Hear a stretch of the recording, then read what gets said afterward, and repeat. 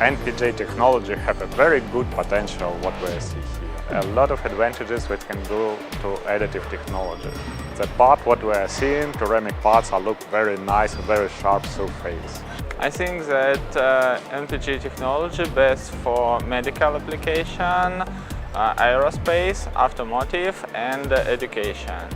Our plans for this machine is to use them with, first of all, ceramic parts, because different industries are interested in the application of ceramic, and now in the market we cannot find real fine solution for build ceramic parts.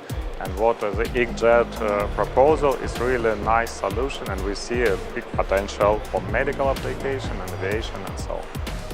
The main benefits of this technology, what we are seeing, is a real big tray and real fast machine, including very thin layers.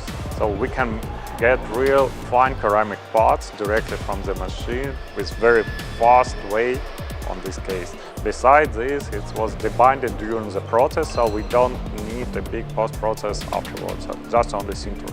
You can easily remove support from real part. It's a good advantages for your technology.